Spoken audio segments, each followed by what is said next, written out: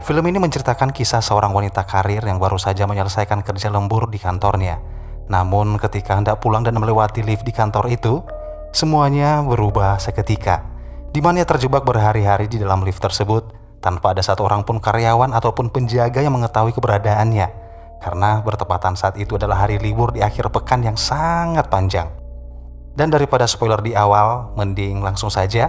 Inilah dia, Into the Darkness, Down.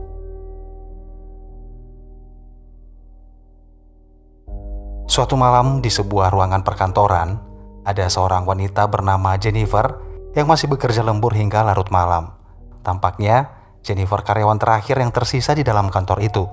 Sementara karyawan yang lain sudah terlebih dahulu pulang untuk mempersiapkan hari libur Valentine, mengingat 3 hari ke depan yaitu hari Jumat, Sabtu, Minggu, dan Senin adalah hari libur yang cukup panjang. Setelah pekerjaannya selesai, Jennifer saat itu tidak segera langsung pulang. Namun dia mengirimkan sebuah pesan email kepada mantan tunangannya yang berada di New York kalau dia berencanakan memesan tiket pesawat dan berangkat malam itu juga ke New York untuk bertemu sang mantan. Dengan harapan mereka masih bisa memperbaiki kembali hubungan mereka yang sempat terputus. Setelah mengirim email, Jennifer yang tidak ingin ketinggalan penerbangannya, ia lalu buru-buru keluar dan mengambil beberapa permen di atas meja. Sementara itu di lokasi yang sama, tepatnya di toilet, ada seorang pria bernama Guy yang juga karyawan di kantor itu. Secara bersamaan mereka menunggu di depan lift di lantai yang berbeda, di mana Jennifer naik ke lantai 49 dan bergabung dengan Guy di lantai 42. Saat itu sudah tak ada lagi karyawan yang masih berada di lokasi kantor selain mereka berdua. Hingga pada akhirnya suasana canggung di dalam lift sama-sama mereka rasakan. Hingga Guy mencoba membuka percakapan dengan Jennifer dan sedikit mulai bercanda. Namun saat itu Jennifer yang tampaknya tidak mengenal pria itu lebih banyak memilih diam dan menjawab seadanya saja. Tak berapa lama Guy yang masih saja mencoba mencairkan suasana, kemudian berbasa-basi dengan memperlihatkan sebuah coretan gambar pada dinding. Namun tiba-tiba saat itu juga lift mendadak berhenti seketika. Mereka berdua yang tentu saja kaget, lalu mencoba menekan-nekan kunci tombol, namun sayangnya tak ada satupun tombol panel yang berfungsi, meskipun listrik di dalam lift tampaknya masih menyala. Usaha Guy tak berhenti sampai di situ saja. Ia mencoba membuka paksa pintu dengan sekuat tenaga, namun tetap saja tak membuahkan hasil. Hingga akhirnya Guy melambai-lambaikan tangannya ke arah kamera CCTV, berharap masih ada orang di ruang kontrol melihat keberadaan mereka. Namun lagi-lagi sial, tetap saja tak ada yang menjawab panggilan mereka. Hingga pada akhirnya keadaan semakin buruk ketika mereka mencoba menggunakan ponsel, namun sinyalnya di luar jangkauan. Hal itu terjadi karena lokasi mereka berada 4 lantai di bawah tanah. Jennifer yang bingung secara spontan bertanya pada Guy dengan mengatakan kenapa tidak ada satu orang pun petugas keamanan gedung yang bertugas malam itu. Dia khawatir akan ketinggalan pesawat kalau ia tak dapat keluar secepat mungkin dari lift tersebut. 15 menit kemudian, Guy kembali mencoba berinisiatif berteriak-teriak ke arah pintu dan sesekali menggedor-gedor pintu lift itu. Namun tetap saja tak ada yang bisa mendengar panggilannya. Lalu Guy kembali mendapatkan akal, di mana dia berpikir bisa saja di atas lift mungkin ada pintu darurat untuk keluar dari dalam lift itu. Namun karena langit-langit dinding tersebut cukup tinggi, Guy lalu meminta Jennifer untuk naik ke atas pundaknya. Jennifer yang awalnya sedikit canggung, namun dengan terpaksa naik ke atas pundak Guy untuk menggapai sisi bagian atas langit-langit. Namun ketika Jennifer mulai meraba-raba sisi bagian atas, tanpa sengaja ia memukul cukup keras lempengan besi itu hingga membuat tangannya terluka. Dengan terpaksa Guy menurunkan Jennifer dan berpikir idenya itu nggak bisa lagi dilanjutkan. Setelah beberapa jam telah berlalu, Jennifer mulai pesimis dan merasa sudah terlambat untuk mengejar penerbangannya malam itu. Guy pun yang merasa kasihan, lalu mencoba menghibur dengan memberikan candaan, berharap Jennifer dapat terhibur. Jennifer yang mulai melihat usaha dan perhatian ekstra yang diberikan Guy padanya, pada akhirnya mencoba membuka diri dan berkenalan dengan Guy saat itu juga. 4 jam telah berlalu, hingga suatu saat Jennifer merasakan hasrat ingin buang air kecil saat itu. Namun karena Jennifer malu untuk buang air di depan Guy, akhirnya dia berusaha mati-matian hanya untuk menahan rasa kebelet pada perutnya. Guy yang tahu Jennifer sedang kebelet buang air tapi malu, kemudian menyuruh Jennifer untuk melakukannya di sudut ruangan sambil menutupnya dengan jaketnya. Namun tetap saja Jennifer tak mau melakukannya. Jennifer tak ingin lift itu kotor karena air pipisnya. Guy yang tak kehabisan akal lalu memberikan botol termos airnya untuk digunakan Jennifer untuk menampung pipisnya itu. Sementara Guy berjanji untuk berbalik badan dan juga menutup kedua matanya, sehingga Jennifer bisa bebas melakukan itu. Dan yap, Jennifer mengambil botol itu, kemudian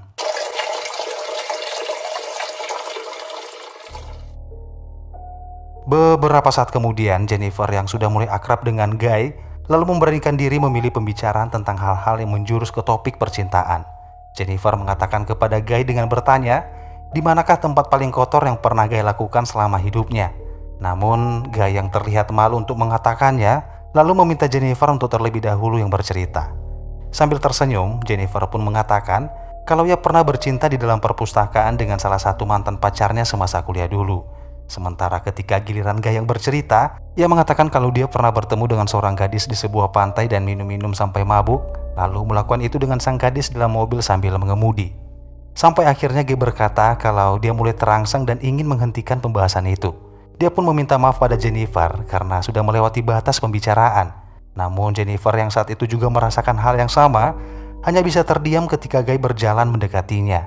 Dan pada akhirnya saat itu juga, mereka saling melepaskan sel elektrokimia yaitu kutub positif dan kutub negatif yang menghasilkan arus listrik bertegangan tinggi. Setelah ketegangan kabel-kabel saraf mereka melemah, Guy mengatakan kalau dia mulai jatuh cinta pada Jennifer. Jennifer pun yang mendengar pengakuan Guy tersebut segera melepaskan dekapan Guy dan mengatakan kalau dia sangat mencintai mantannya dan hanya ingin kembali menjalin hubungan dengan mantannya itu. Jadi yang baru saja mereka lakukan itu anggaplah hanya sebagai pelampiasan sesaat saja. Namun siapa sangka perkataan Jennifer itu sebenarnya sangat melukai perasaan Guy. Dia mengatakan kalau Jennifer sebaiknya menyudahi hubungannya dengan sang mantan karena Guy yakin dia lebih pantas untuk Jennifer. Mendengar hal itu Jennifer kesal pada Guy karena tentu saja dia memang benar-benar mencintai mantan tunangannya itu. Jennifer pun menambahkan ketika nanti mereka berdua berhasil keluar dari lift itu, berpikirlah seperti tak terjadi apa-apa. Dia ingin kembali melanjutkan kehidupan normalnya. Dan begitu pula dengan Guy tanpa membawa-bawa yang namanya perasaan. Sesaat kemudian setelah Jennifer mengatakan itu, tiba-tiba ekspresi Guy yang awalnya humoris dan perhatian pada Jennifer seketika berubah saat itu juga, di mana Guy mulai mengungkapkan siapa sebenarnya dirinya. Dia mengatakan bahwa ia telah berbohong pada Jennifer karena sebenarnya dia bukanlah karyawan yang memiliki jabatan tinggi di perusahaan tersebut, melainkan hanyalah seorang security yang ditugaskan di kantor itu.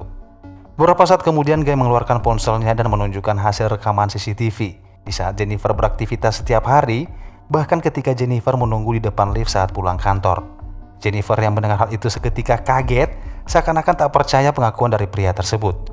Pria itu lalu melanjutkan dengan mengatakan, dia sebenarnya sudah lama bekerja di kantor itu, namun tak ada seorang pun yang peduli padanya hanya karena status sosialnya yang dianggap hanyalah seorang security. Guy tak habis pikir, bagaimana Jennifer bisa mencintai dan ingin kembali pada mantannya. Padahal, Guy lah yang lebih mengenal Jennifer seutuhnya. Guy lalu mengatakan kalau kejadian terjebak di lift itu bukanlah sesuatu yang kebetulan, namun itu adalah sesuatu yang sudah lama ia rencanakan. Guy kemudian mengeluarkan kunci lift dan menunjukkannya dengan membuka pintu yang sengaja ia blokir. Saat itu juga Jennifer yang sudah tak tahan lagi dengan obsesi gila pria itu, kemudian mengatakan akan melaporkannya pada polisi sehingga membuat Guy membusuk di penjara. Setelah mengatakan itu, Jennifer mencoba merebut kunci itu dari genggaman Guy dan terjadilah pertikaian di antara mereka. Namun ketika Jennifer merebut kunci itu, tanpa sengaja ia merusak panel tombol pada lift tersebut dan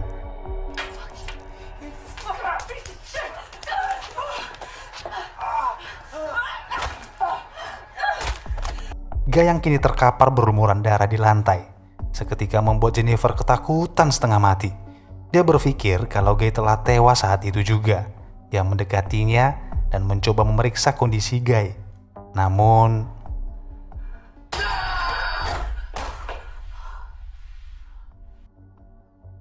sesaat kemudian Jennifer pun terbangun dari pingsannya dan melihat Guy sudah sadar lebih dulu.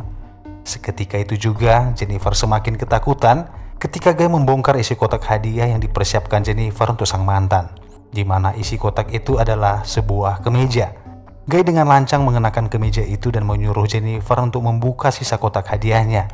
Jennifer pun pasrah dan hanya bisa membuka isi kotak kedua, yaitu sebuah cerutu lengkap dengan alat gunting cerutu dan korek api di dalamnya. Guy menyalakan cerutu tersebut sembari mengolok-olok Jennifer dengan mengucapkan selamat hari Valentine padanya. Beberapa saat kemudian, Guy tiba-tiba meminta maaf pada Jennifer karena telah membuatnya takut saat itu. Dia berharap Jennifer mau berdamai dengannya. Namun Jennifer hanya diam saja tanpa menjawab sepatah kata pun. Lalu ia melihat Guy yang sepertinya telah sadar akan kesalahannya dan mencoba mengeluarkan mereka dari lift itu.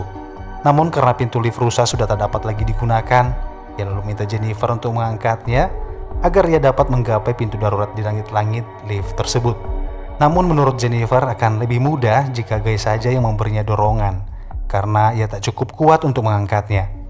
Lalu Jennifer naik ke pundak Guy dan berhasil keluar dari lift itu. Setelah itu, Guy lalu memberitahu pada Jennifer di mana posisi tangga dan letak pintu keluar darurat itu berada. Setelah mengetahui denah pintu keluar, Jennifer kemudian mengarahkan jari tengahnya pada Guy, seakan-akan mengolok-olok Guy yang telah tertipu dan seketika membuatnya sangat marah dan kesal akan kebodohannya itu. Ia lalu mengikat 2 potong pakaian menjadi satu, kemudian dia lemparkan ke lubang pintu langit-langit tersebut. Dan ia pun berhasil naik mengejar Jennifer yang masih berusaha bergerak menuju pintu darurat.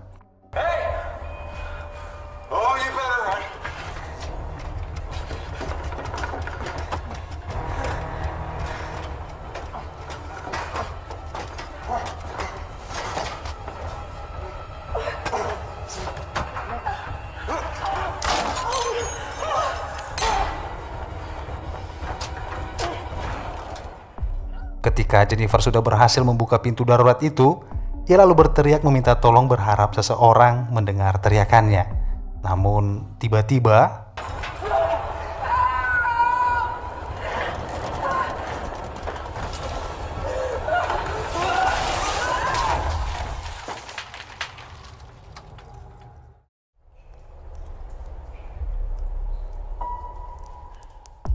ketika Jennifer tersadar lebih dulu, ia melihat sprinkler atau detektor pendeteksi asap dan menyalakan api pada cerutu, bertujuan untuk menyalakan alarm otomatis ketika sprinkler tersebut berhasil mendeteksi asap.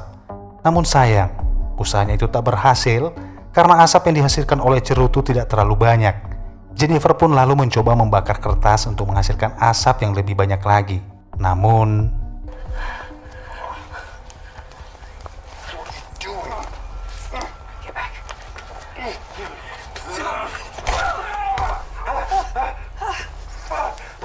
Jennifer berhasil menahannya dengan sepotong kain, dan Guy memberitahu pada Jennifer kalau alarm kebakaran tidak akan menyala, malah itu hanya membuat mereka basah kuyup dan tersengat listrik. Namun Jennifer mengancam akan menyakiti Guy dan akan membuatnya mengakui semua yang telah Guy lakukan padanya. Beberapa saat kemudian Jennifer menyalakan kameranya untuk mendokumentasikan bukti apa yang sudah terjadi. Dia lalu mengarahkan kameranya ke Guy dan mulai menanyakan identitas Guy sebenarnya. Dalam keadaan terancam, pria itu akhirnya mengatakan dengan terpaksa kalau nama aslinya adalah John Dickens. Dalam keadaan kamera yang masih merekam, Jennifer memaksa John untuk mengakui semua perbuatannya itu dan juga menceritakan serangkaian rencana yang telah ia susun. Waktu pun terus berlalu, tanpa terasa hari Senin pun telah tiba, namun mereka masih terjebak dan belum mendapatkan pertolongan. Pada malam harinya, seorang security yang juga rekan kerjanya John, yaitu bernama Eddie, secara kebetulan mengunjungi kantor bersama dengan pacarnya. Namun dia melihat keanehan ketika tak melihat John yang seharusnya bekerja mengawasi kantor itu. Eddie pun melihat ke arah kamera CCTV dan seketika kaget ketika melihat John dan Jennifer tergeletak di dalam lift. Eddie pun refleks mencoba memanggil mereka menggunakan mikrofon yang tersambung di seluruh gedung. Dan panggilan tersebut berhasil membuat Jennifer terbangun dan meminta Eddie untuk mengeluarkannya dari lift itu. Tak perlu menunggu waktu lama, Eddie langsung beranjak menuju lift tersebut, meninggalkan pacarnya yang sedang tertidur di sofa. Ketika sudah berada di luar lift, Eddie mencoba membuka pintu lift itu secara paksa dengan mencongkelnya menggunakan sebuah linggis. Sementara Jennifer yang sudah tak sabar ingin keluar, kemudian mencoba mendongakkan kepalanya keluar pintu. Namun Eddie menyuruhnya kembali masuk ke dalam agar dia bisa membuka pintu itu sepenuhnya. Namun tiba-tiba John menjatuhkan Jennifer tanpa dilihat oleh Eddie saat itu. Lalu John berteriak memanggil Eddie untuk menolongnya. Eddie pun yang tak mengerti apa yang sebenarnya sedang terjadi, dengan polosnya naik ke atas dan mencoba menolong rekannya itu. Dan tiba-tiba, Hello? Are you okay? Hi, Eddie. What the hell happened, man? How long have you been stuck in there? Hang on. Okay. Oh. No.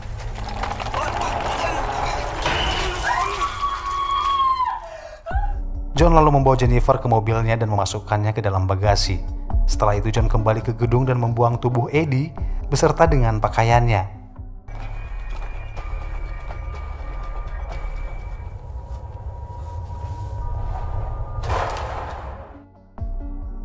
Setelah menghilangkan jejak Eddie, ia kemudian membersihkan dirinya, mengenakan seragam dan memasukkan cerutu ke dalam sakunya.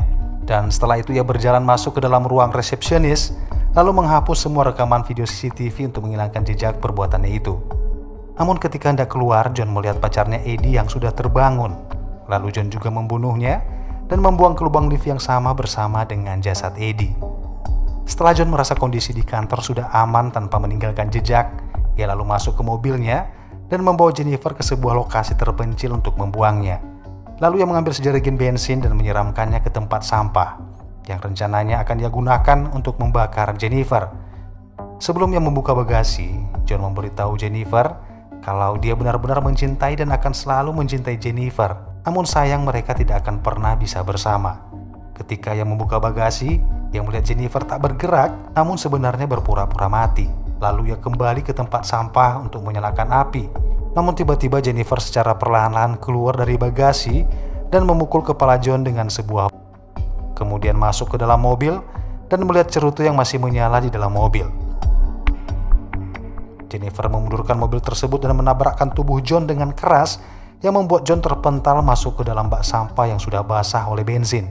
Tak perlu pikir panjang lagi, Jennifer mengambil cerutu itu dan melemparkannya ke bak sampah tersebut hingga membuat John tewas terbakar hidup-hidup. Dan film pun berakhir.